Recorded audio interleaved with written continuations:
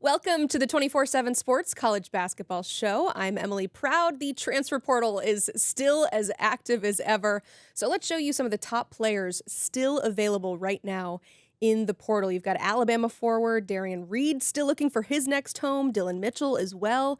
We've got the top available point guard, Xavian Lee. He's going on some visits, still mulling over a decision. A top 10 available player, Ian Jackson, and former Sam Houston State standout, Lamar Wilkerson, all guys that we will talk about and all guys who are still available. So for the latest on transfer portal intel, we welcome on 24/7 Sports national basketball analyst Travis Branham. Travis, let's roll through some of those guys, and starting with Derrion Reed. What's the latest with the Alabama forward? Yeah, he is one of the most recent players to enter the transfer portal out of Alabama. He is a former McDonald's All-American five-star recruit in that 2024 class. And while I don't anticipate moves to be made in the next few days, I think we'll start to see some activity pick up from him in about the next 2 weeks. And schools that I am hearing will be looking to get involved include Georgia, NC State, and I'm also not ruling out a return to Alabama. The team that has been picking up the most buzz, and I think will be considered to be that team to beat, is Will Wade and the Wolfpack. But again, there's a lot to unfold here. I would anticipate visits will be starting to get scheduled around this time next week. So be sure to stay tuned on that one. Yeah, from one former McDonald's All-American to another, you've got Cincinnati's Dillon Mitchell, who also a recent addition, hit the portal just last week. So where's this early interest coming from for him? Yeah, another former McDonald's All-American. Over the weekend, after the dead period was lifted, he actually took a visit up to see Rick Pitino and see that St. John's program, and they are still very much alive in this recruitment. However, two other schools I'm keeping a very close eye on include Ole Miss. Obviously, they have Chris Beard, who we formerly played for at Texas, and also Eric Musselman in USC. I would anticipate that there could be two visits in the works. But again, this is one that I'm monitoring and one that could be classified as a fluid recruitment at the moment.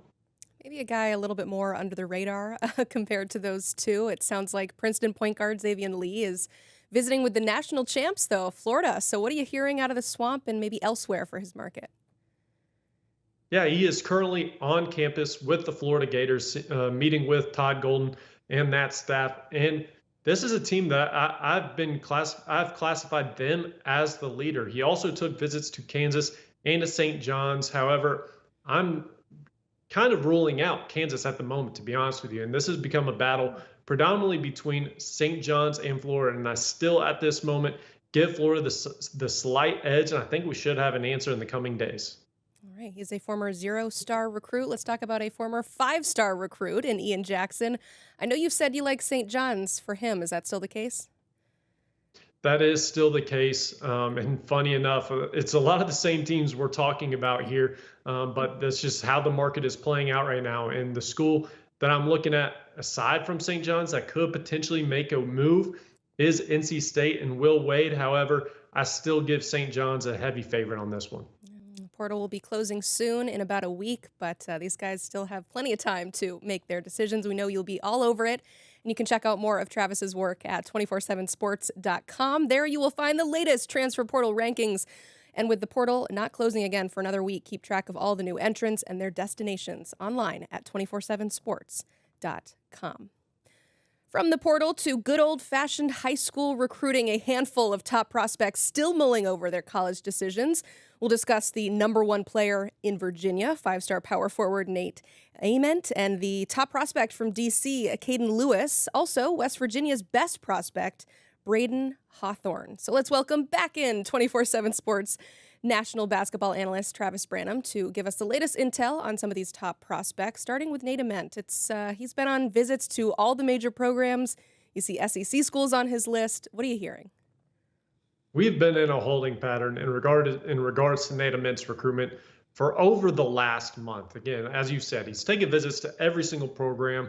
He's basically learned absolutely everything there is to know about each of his five finalists in Duke, Tennessee, Kentucky, Arkansas, and I'm blanking on the last one, but he's learned absolutely everything he can about these schools. And there's been some movement over the last couple of weeks. Louisville was that fifth school, and they were very much in the mix. However, I've heard that Louisville and Arkansas are fading a bit to the background in this recruitment. It's really down to just Duke, Tennessee, and Kentucky. And that's exactly how I would peg this order right now: Duke, Tennessee, then Kentucky.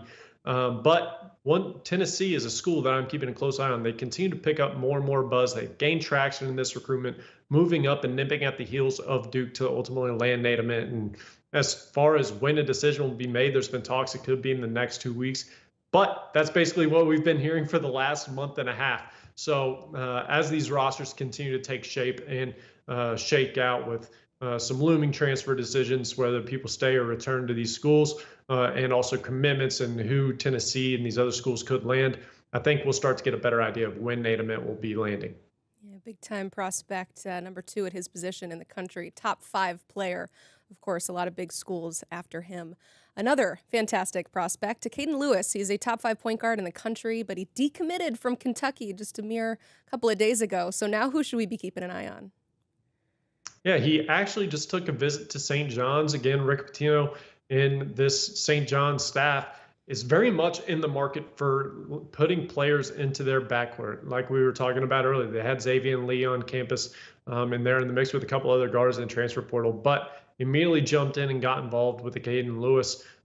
So they are a team to keep an eye on, as is the schools close to home for him in Maryland. After Buzz Williams took the job, they have landed a point guard in Miles Rice already, but they still have a lot of roster spots to fill and to continue to deepen their backcourt. Georgetown is a school to also keep an eye on in D.C.